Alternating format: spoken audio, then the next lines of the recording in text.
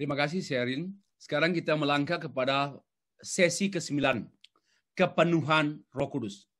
Ya, memang ini agak cepat sekali lagi saya sampaikan. Namun bahan ini akan diterima oleh Bapak Ibu nanti di-repeat ya, dipelajari ulang. Karena saya pun belajar sekali belum tentu saya ingat. Belajar 2 kali baru mulai ingat sedikit. Ya. Belajar baru berkali-kali baru kemudian lebih menghayati dan lebih memahami. Oke. Kepenuhan Roh Kudus. Tadi kita sudah membahas tentang baptisan Roh Kudus. Membahas baptisan Roh Kudus tidak mungkin tidak membahas kepenuhan Roh Kudus. Kenapa? Karena kepenuhan Roh Kudus adalah kelanjutan daripada baptisan Roh Kudus. Bapak Ibu.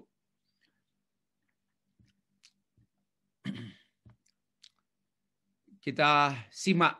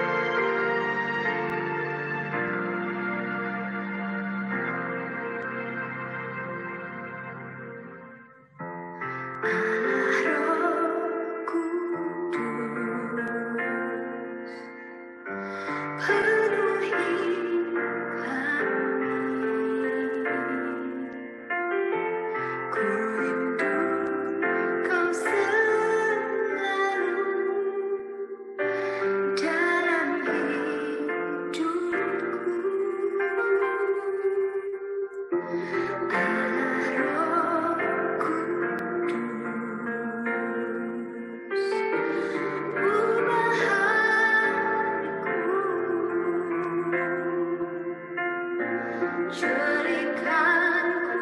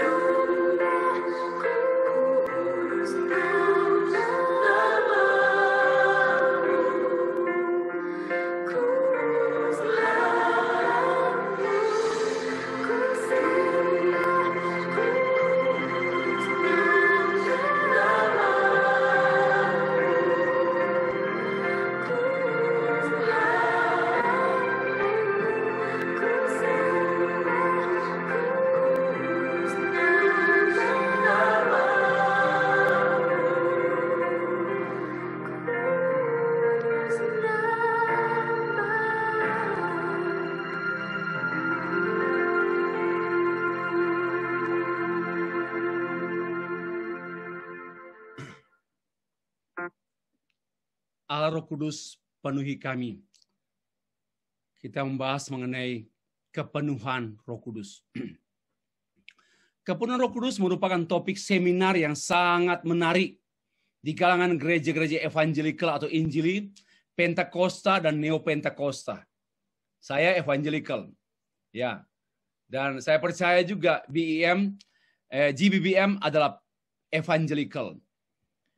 Nah, di pihak lain gereja-gereja non-Injili, ya Pentakosta kurang membicarakan, non-Pentakosta maksud saya, non-Injili, atau gereja-gereja mainstream kurang membicarakan tentang Roh Kudus. Jujur, ya kurang. Di Indonesia pendeta atau teolog yang menulis tentang Roh Kudus itu hanya Abineno. Itu sudah tahun-tahun, sudah lama sekali. Dan tidak ada lagi yang menulis tentang Roh Kudus selain dia dari gereja-gereja mainstream. Ya, apa artinya? Gereja-gereja mainstream yang tidak evangelikal, tidak Pentakosta, tidak Neo-Pentakosta, kurang membicarakan mengenai Roh Kudus. Ya, kurang membicarakan mengenai Roh Kudus, apalagi membicarakan mengenai baptisan Roh Kudus dan kepenuhan Roh Kudus. Kurang minat, kurang tertarik. Nah, sedangkan gereja-gereja yang membahas tentang Roh Kudus dalam banyak-banyak pembahasan seperti buku-buku, seminar-seminar, topik-topik khotbah, di antaranya topik-topik kepenuhan Roh Kudus dan intimasi pelayanan, hidup diberkati, kerja dan Roh Kudus, keluarga dan Roh Kudus dan mujizat, Roh Kudus dan mujizat setan, kepenuhan Roh Kudus dan mujizat setan dan sebagainya. Itu banyak didengar dan ditemukan atau dibaca di gereja-gereja atau pemimpin gereja yang dari kelompok evangelikal dan juga Pentakosta serta Neo-Pentakosta. Masalahnya, kepenuhan Roh Kudus diidentikan dengan baptisan Roh Kudus. Itu yang saya cermati. Masalah yang bagi saya, kenapa orang bicara baptisan sama dengan kepenuhan? Kepenuhan sama dengan baptisan. Ini yang saya cermati, kita perlu mempelajarinya supaya kita kembali pada ajaran Alkitab. Ya, Bapak Ibu, mari kita pelajari. Istilah kepenuhan Roh Kudus, ya, dari kata pletho, artinya kepenuhan. Jadi begini, jangan semata-mata menemukan kata kepenuhan dalam Alkitab, langsung itu semua kepenuhan Roh Kudus. Enggak. Itu kepenuhan itu luas dipakai. Ada kepenuhan, penuh ikan. Ya, waktu Tuhan Yesus membuat mujizat, Petrus menangkap ikan banyak dan penuh ikan, pletho.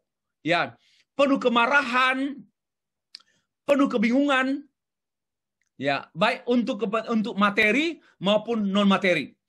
Selanjutnya, kata yang sejenis dengan pletho adalah plero. Ya, plero yang berarti menyelesaikan, memperlengkapi, memenuhi, plero. Ya, itu plero itu. Dari situlah kata kepenuhan. Dan itu nampak juga pada kata plero untuk yang tertulis dalam Efesus pasal 5. Allah pleroste en pneumati. Ini bahasa Yunani. Allah itu tetapi ya. Tetapi kamu semestinya n itu ini pneumati itu bentuk sisi kata sifat, kamu dipenuhi atau dikuasai atau dikontrol oleh Roh Kudus. Ya, Bapak Ibu, saya memegang a cup of satu gelas, ya, satu gelas. Kalau saya isi air dan sampai air itu terbuang-buang, maka saya mengatakan gelas ini penuh air. Tapi kalau saya memberi air setengah saja, maka saya tidak mengatakan gelas ini penuh air. Enggak, gelas ini berisi air. Lalu saya ambil batu, saya masukkan batu ke dalam gelas ini, sehingga air menjadi penuh dan terbuang-buang. Apakah saya boleh berkata, gelas ini penuh air? Tidak, tentu kan? Karena ada air, ada batu. Begitulah orang-orang Kristen yang mencampur adukan batu dengan mencampur adukan hidup roh, hidup dalam roh dan hidup dalam daging. Ya. Apa artinya? Tuhan mengikis baptisan Roh Kudus adalah baptisan penyelamatan. Yaitu orang percaya karena Roh Kudus bekerja, lalu dia mengaku dosa dan terima Yesus. Itulah baptisan dalam rangka penyelamatan, pembenaran. Namun, dipenuhi Roh Kudus adalah pengalaman hidup mengalami proses pembersihan oleh Roh Kudus day by day. Tiap-tiap hari Roh Kudus mengizinkan kita mengambil kerikil-kerikil, batu-batu kecil yang ada dalam hidup kita. Supaya kita makin hari makin penuh Roh Kudus. Bapak Ibu yang dikasih Tuhan, sekali kata plero ini kata artinya dikuasai, dikontrol. The Holy Spirit controls our life. Our mind, our needs, our desire. Itu namanya kepenuhan Roh Kudus. Dipenuhi, dikontrol. Tadi itu istilah, sekarang kepenuhan Roh Kudus menurut Alkitab. Perjanjian Lama, kepenuhan Roh Kudus berkenaan dengan pemberian kuasa supernatural kepada seseorang untuk tugas. Biasanya para imam, nabi, raja, hakim, mereka menerima roh, kepenuhan roh seperti Samson, ya, seperti Samson, dia pada waktu roh Allah masuk ke dalam dirinya, menguasai dia menjadi powerful, ya. Deborah juga penuh roh, ya, dan sebagainya. Itu apa artinya? Seseorang yang beroleh satu kuasa supernatural. Karena apa? Karena memang Allah menerima roh Allah, maka roh Allah yang memimpin dia berkata-kata atau bertindak. Hanya dalam PL, kepenuhan Roh Kudus bersifat sementara. Nah, kepenuhan Roh Kudus dalam Perjanjian Lama, Perjanjian Baru dialami oleh semua orang percaya. Ya, itu dimulai pada sejak peristiwa Pentakosta yang ditulis oleh Lukas dalam Kisah Rasul pasal 2 ayat 1 sampai 11.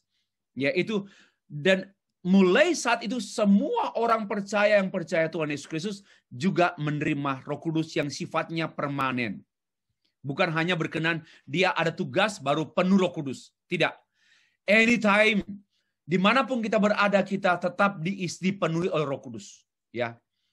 Nah, peristiwa dipenuhi Roh Kudus adalah tidak sama dengan pengalaman baptisan Roh Kudus.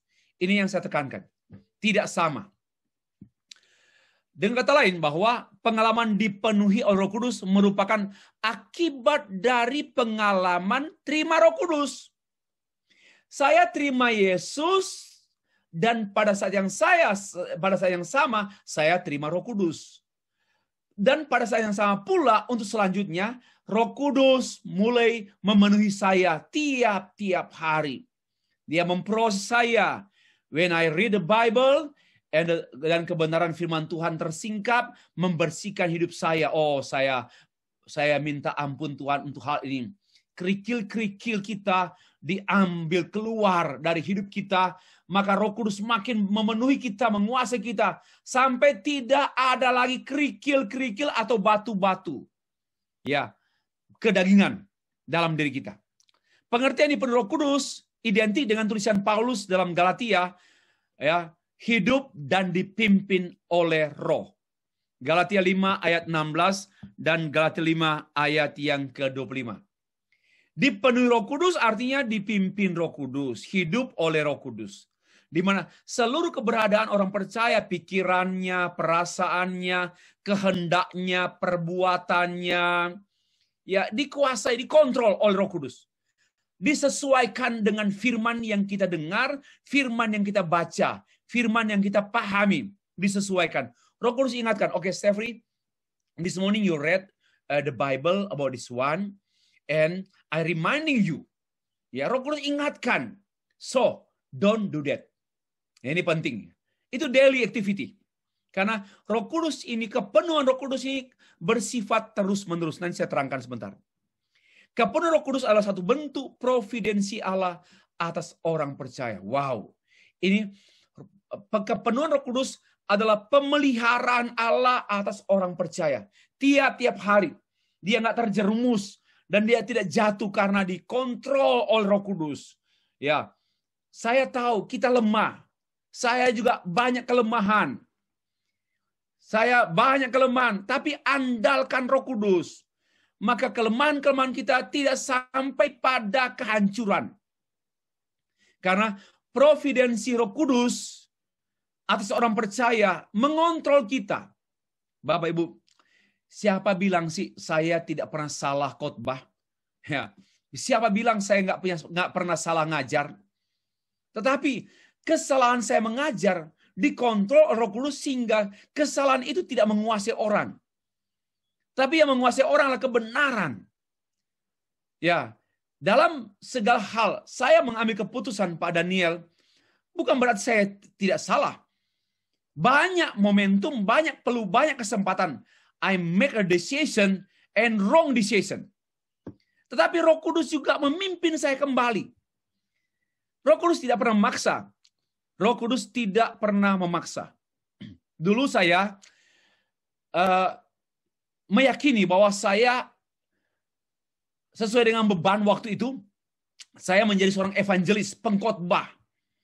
Ya, itu sejak saya studi S1 di Batu Malang. Dan pemikiran saya, I want to be a preacher. Preaching the gospel.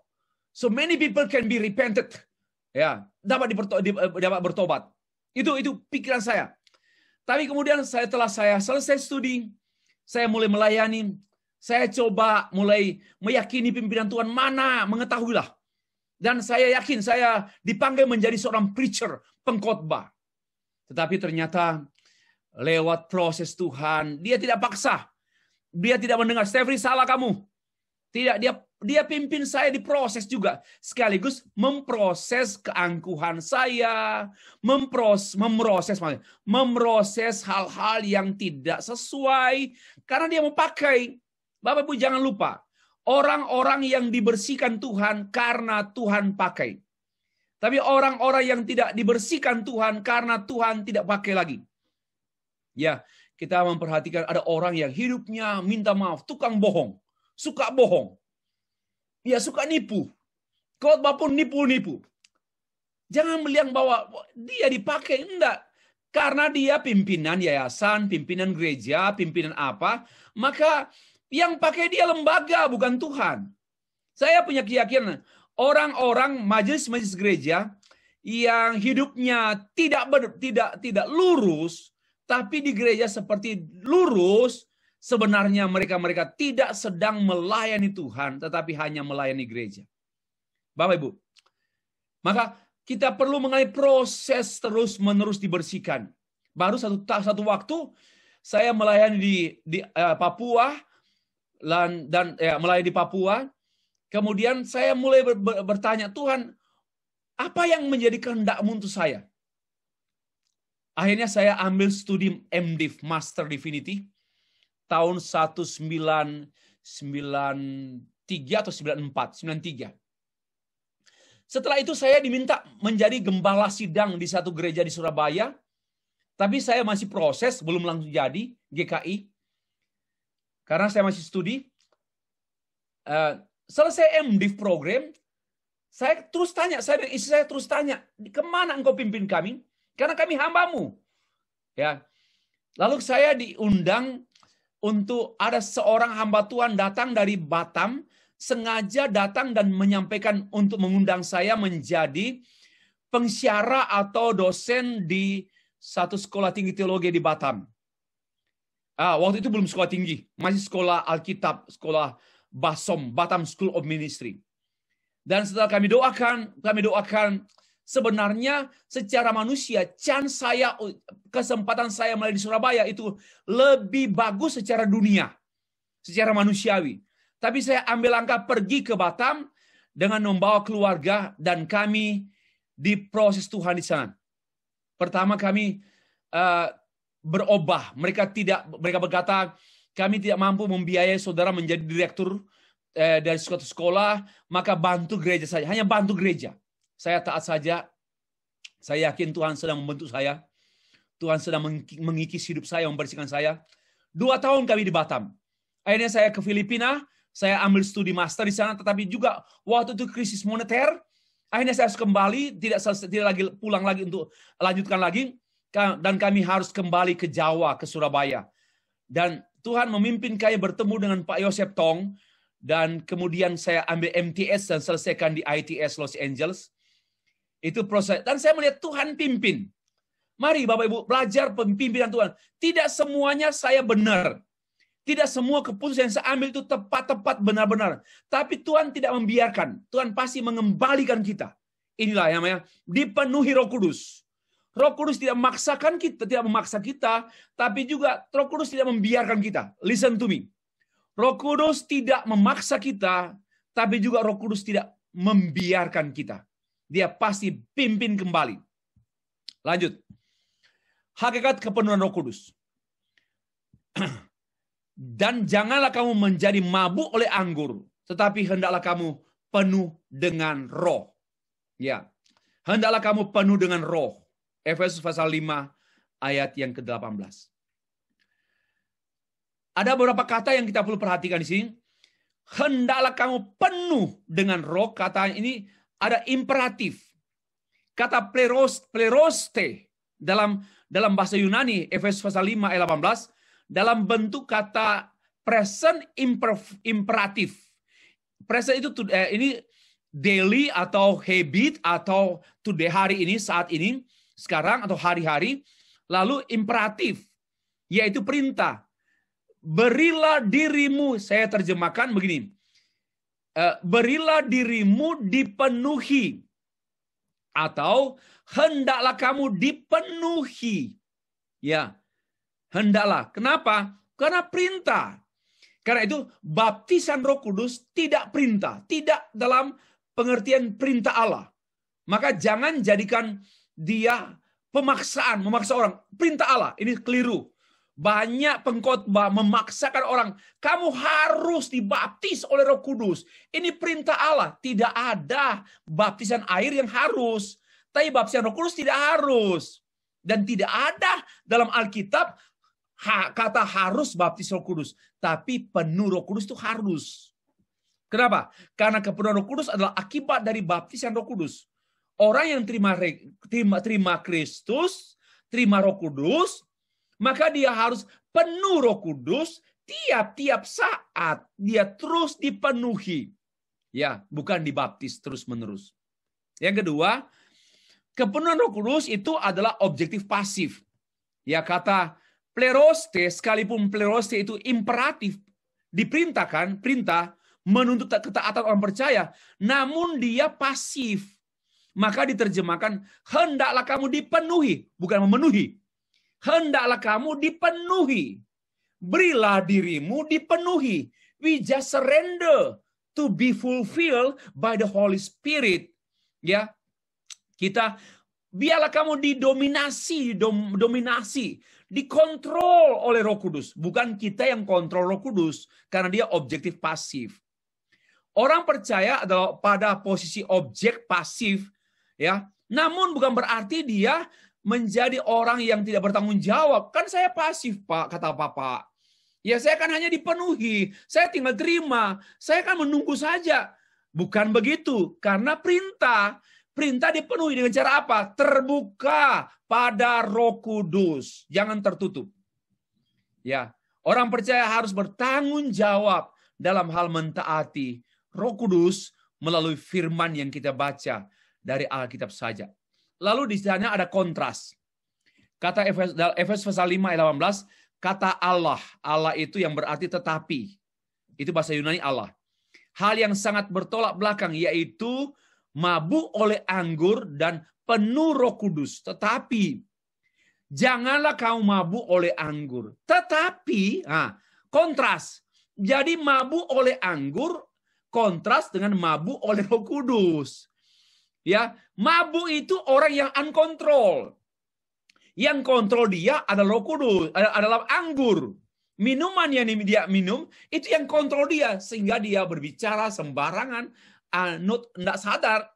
Nah, Roh Kudus, penuh Roh Kudus artinya yang kontrol kita adalah Roh Allah.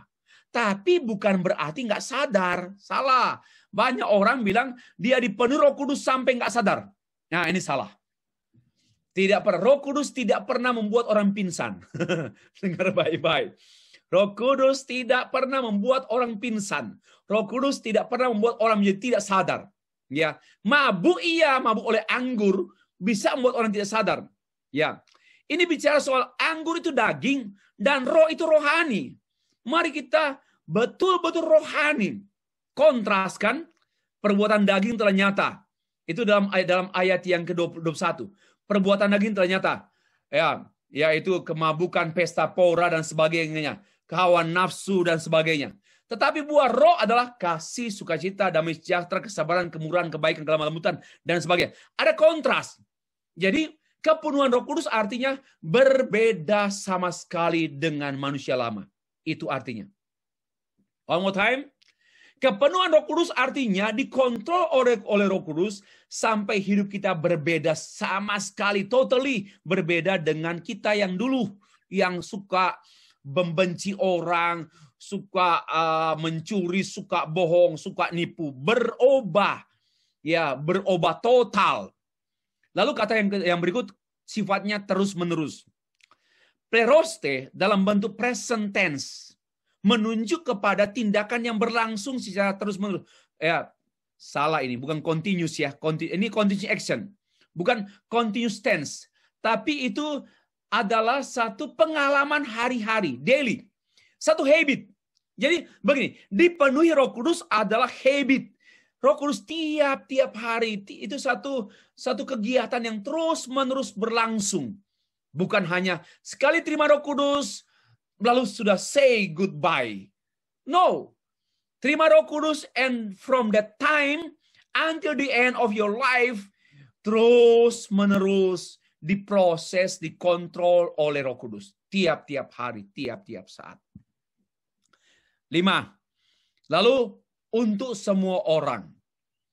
Kata pleroste dalam bentuk jamak, ya, plural. Itu artinya kepenuhan Roh Kudus tidak hanya dialami oleh pribadi tertentu atau kelompok tertentu, melainkan every single Christian believer. Setiap orang percaya dipenuhi dan untuk semua orang. Ya, yang keenam, karunia. Sekalipun pleroste adalah imperatif diperintahkan, tetapi jangan lupa kepenuhan Roh Kudus adalah karunia Roh Kudus. Ini providensi Allah Roh Kudus bagi orang-orang percaya. Ya, jangan begini. Kita berdoa minta perlindungan Tuhan. Kita berdoa minta Tuhan jaga kita dari semua bentuk kejatuhan. Tetapi kita tidak mau dengar suara Roh Kudus. Dan suara Roh Kudus pasti kita membaca Alkitab. Tidak pernah ada orang mendengar suara Roh Kudus tanpa baca Alkitab. Karena Roh Kudus berbicara melalui firman yang tertulis, yang kita baca, yang kita pelajari, yang kita mengerti. Roh Kudus membuat orang percaya taat kepada firman-Nya. Ketaatan itu pun adalah karunia Roh Kudus. Maka semua Bapak Ibu hanya oleh karena anugerah. Bukan kuat, gagah, pandai, hebat, terampil, dan talenta kita. Semuanya by the Holy Spirit gift who helps us, who give us strength, guide us. Ya, itu semuanya oleh Roh Kudus. Bapak Ibu. Keempat, tujuan kepenuhan Roh Kudus. Tujuan objektif itu nampak pada ayat pasal 5 ayat 18, dan kepenuhan Roh Kudus dialamatkan kepada orang percaya. Dan ini paralel dengan pasal 5 ayat 19. Dan mereka dengan mazmur, kidung puji-pujian, nyanyian rohani, mengucap syukur, merendahkan diri. Nah, jadi ke orang penuh Roh Kudus supaya beribadah. Bukan beribadah supaya penuh Roh Kudus. Nah, ada orang dia beribadah untuk terima Roh Kudus supaya penuh Roh Kudus. Tidak. Justru ya orang yang penuh Roh Kudus pasti beribadah. Jangan dibalik. Ya, orang yang beribadah supaya penuh Roh Kudus, keliru. Ayo kita beribadah, ayo kita ke sana, kita beribadah supaya penuh Roh Kudus, keliru. Seharusnya karena kita penuh Roh Kudus, penuh firman, ya, penuh Roh Kudus sama dengan penuh firman Tuhan. Maka muncullah mazmur pujian, nyanyian rohani, ucapan syukur, merendahkan diri. Orang yang penuh Roh Kudus adalah orang yang rendah hati, humble. Ya, kontrasnya bahaya besar bagi jemaat yang merasa diri penuh Roh Kudus, kadang-kadang nggak mau diatur lagi oleh pastor, nggak mau dengar lagi karena merasa hanya dengar Roh Kudus saja. Dan biasanya orang-orang seperti ini sebentar lagi jatuh. Banyak pengalaman pelayanan saya selama 35 tahun ini. Saya melayani dan kemudian lihat contoh-contoh orang yang merasa diri punya Roh Kudus, terima Roh Kudus, penuh Roh Kudus, penuh Roh Kudus. Nggak mau ditegur oleh pendeta, nggak mau ditegur oleh pastor. Tunggu 2 bulan kemudian hamil sebelum nikah. Tunggu berapa bulan kemudian saya sudah alami di Batam, di Papua, di mana saja. Orang-orang yang merasa diri penuh Roh Kudus tidak disiplin lagi dan tidak rendah hati. Bagi saya orang congkak nggak penuh Roh Kudus. Ya, orang sombong tidak penuh Roh Kudus. Dengar baik-baik. Tapi orang yang penuh Roh Kudus nampak pada kerendahan hatinya. Bukan rendah hati supaya penuh Roh Kudus ya. Nah, ini salah. Bukan rendah hati supaya penuh Roh Kudus. Bukan beribadah supaya penuh Roh Kudus. Tapi karena kita penuh Roh Kudus, penuh firman, maka rendah hati. Ya, dari kerendahan hatilah kita bisa membaca tanda-tanda orang yang penuh Roh Kudus. Penuh ibadah, penuh ucapan syukur. Tidak menggerutu terus. Tidak ngomel terus. Orang yang ngomel terus bukan penuh Roh Kudus, tapi penuh ngomel. Bapak Ibu, penuh komplain terus, komplain hidupnya. Mengapa begini? Nah, kau di gereja, tukang protes gitu. Nggak banyak berperan, tapi banyak ngomong. Nah, ini bukan Roh Kudus, Roh kuda. Ya, begini pastor, begini, harus begini. Pastor nyanyi lagu hari Minggu nanti ini ya. Kalau nggak nyanyi saya nggak ke gereja. Nah, ini Roh kuda. Gitu. Itu pasti Roh kuda. Roh Kudus itu akan nampak pada sikap hidupnya. Ya, buah-buah Roh Kudus kan mengucap syukur, merendahkan diri, penuh pujian, hidupnya penuh mazmur yang membangkitkan orang lain. Ya. Hal ini menerangkan mengenai tujuan objektif dari kepenuhan Roh Kudus, yaitu memuliakan Allah. Tujuan tertinggi. Penuh Roh Kudus, tujuan tertinggi, glorify your God. Ya. Lalu tujuan subjektif ada. Bertolak dari teks yang sama, Efesus pasal 5 ayat 18 sampai 21, kepenuhan Roh Kudus juga bertujuan untuk mengefektifkan mutu pertumbuhan rohani orang percaya. Salah satu kualifikasi pemilihan para pelayan yaitu untuk jadi pelayan itu lihatlah orang-orang yang penuh dengan Roh Kudus. Kisah Rasul 6 ayat 3. Ya. Hendaklah kamu dipenuhi dengan Roh Kudus, lalu berkata-katalah kamu kepada seorang yang lain dengan mazmur, kidung pujian, nyanyian rohani. Apa artinya? Kata-kata yang membangun sesama, memuliakan Tuhan, merendahkan diri adalah buah-buah yang menjadi tujuan subjektif daripada kepenuhan Roh Kudus. Nah, sekarang yang kelima. Buah Roh Kudus. Saya tidak menyebut akibat ya, tapi buah, fruits. Pertama, pengudusan progresif. Kita dikuduskan tiap-tiap saat, tiap-tiap hari dikuduskan oleh Roh Kudus. Sehingga sama juga Bapak Ibu pasangan suami istri harus ambil waktu terus-menerus berdoa minta pengudusan suami istri tiap-tiap hari. Karena suami istri terus terang kita menghadapi banyak sekali kesempatan peluang yang dibukakan oleh iblis untuk dinajiskan. Maka ya di buku Teologia Pernikahan yang kami tulis beberapa tahun 2016, saya pikir saya ingin memperbaharui buku itu dan perlu menambah lagi. Tapi belum ada waktu memang. Saya masih menulis yang lain. Saya menyampaikan bahwa suami istri, kata kuncinya yaitu dua-dua berdoa, kuduskanlah kami ya Tuhan. Sama dengan muliakanlah dirimu.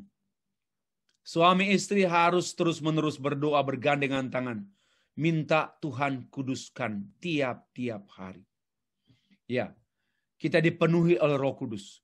Pengudusan yang progresif yaitu manusia yang telah dilahirbarukan oleh Roh Kudus memiliki natur sebagai manusia baru yang dibaharui tiap-tiap hari. Ya, mengendalikan manusia baru kita, memanifestasikan perubahan hidup karakter kita, makin terus-menerus dioperasikan oleh Roh Kudus sesuai dengan firman Tuhan. Itulah pengudusan progresif. Lalu di sana ada pengajaran. Kristus juga bahwa orang yang penuh Roh Kudus makin rindu diajar, haus belajar. Ya, makin haus belajar. Karena Roh Kudus memimpin orang tersebut pada kebenaran. Nah, tanda-tanda orang yang menyebut diri penuh Roh Kudus tapi nggak tertarik baca Alkitab dan nggak tertarik mendengar khotbah pendeta, nggak tertarik dengan pemahaman Alkitab dan teologi sekolah seperti ini, tandanya bukan Roh Kudus tapi roh kuda. Roh Kudus membuat orang haus belajar. Roh Kudus membuat orang yang ingin kenal Tuhan. Roh Kudus membuat orang yang ingin kenal pribadi Roh Kudus. Dia makin haus pengajaran dan makin haus beribadah seperti tadi.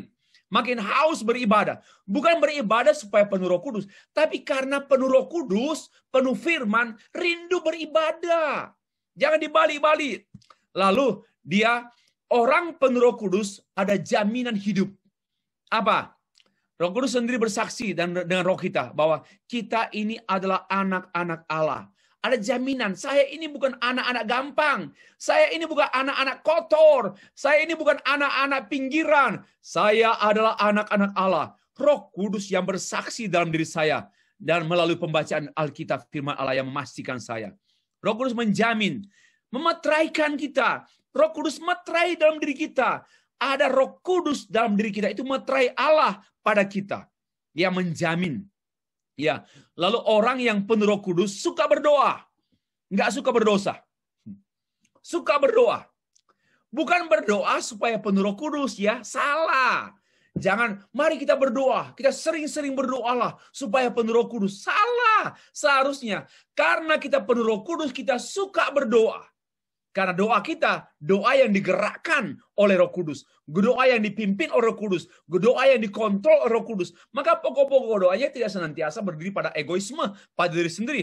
Tapi pada kerajaan Allah, pada misi, pada gereja. Doakan orang lain. Itulah doa orang yang dipenuhi Roh Kudus. Oke. Kemudian, pelayanan. Pada hakikatnya manusia tidak dapat melayani Allah. Hanya Kristus yang dan karunia-karunia Roh Kudus yang mempelengkapi orang percaya, barulah orang percaya dapat melayani Allah. Saudara melayani Tuhan tanpa Roh Kudus, impossible and important. Tidak mungkin kita melayani tanpa karunia Roh Kudus, karena Roh Kudus diberikan juga untuk memperlengkapi gereja Tuhan, orang percaya, hamba Tuhan, untuk melayani kehendak Allah, kehendak Roh Kudus. Bapak Ibu, ya, pelayanan itu penting karena itu digerakkan oleh Roh Kudus, ditopang oleh Roh Kudus, diefektifkan oleh Roh Kudus. Kepenuhan Roh Kudus mengakibatkan keberanian dan hikmat dalam pelayanan pemberitaan firman Tuhan, seperti pengalaman para murid Tuhan, para rasul, Kisah Rasul pasal 4, Kisah Rasul pasal dan sebagainya. Oke. Saya pikir Roh Kudus membuka visi pelayanan pada kita, hamba Tuhan, menunjukkan arah pelayanan kita pada masa akan datang. Seperti Kisah Rasul pasal 13 ayat 2 dan 4. Roh Kudus membukakan pintu pelayanan. Dan ini amin. Bapak Ibu jangan andalkan lobby-lobby teman. Oh saya punya teman, saya punya pastor, bisa saya melayani di sana. No. Rasul Paulus senantiasa minta petunjuk Roh Kudus untuk dia melakukan perjalanan misi dari kota ke kota, dari desa ke desa. Terakhir, penutup. Hubungan baptisan Roh Kudus dan Roh Kudus dan kepenuhan Roh Kudus ya. Hubungan BRK, baptisan Roh Kudus, dan kepenuhan Roh Kudus KRK. 1. baptisan Roh Kudus tidak sama dengan kepenuhan Roh Kudus. Baptisan Roh Kudus mendahului kepenuhan Roh Kudus. Dan keduanya bukanlah second blessing. Bukan berkat kedua. Ini penghinaan kepada Tuhan Yesus Kristus dan satu pemberontakan pada Alkitab.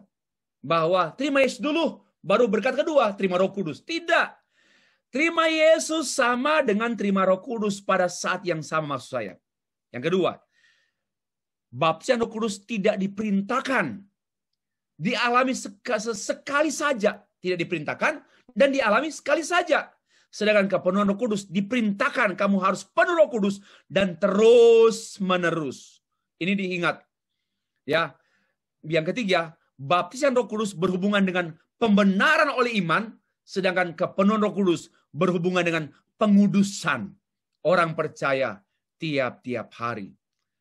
Dan yang keempat terakhir, iman, ketaatan, atau apa saja yang dialami atau yang dilakukan oleh orang percaya kepada Allah, semuanya adalah pekerjaan Roh Kudus. Tidak ada satu aspek terkecil pun dalam hidup seorang hamba Tuhan yang semestinya tidak dikuasai oleh Roh Kudus.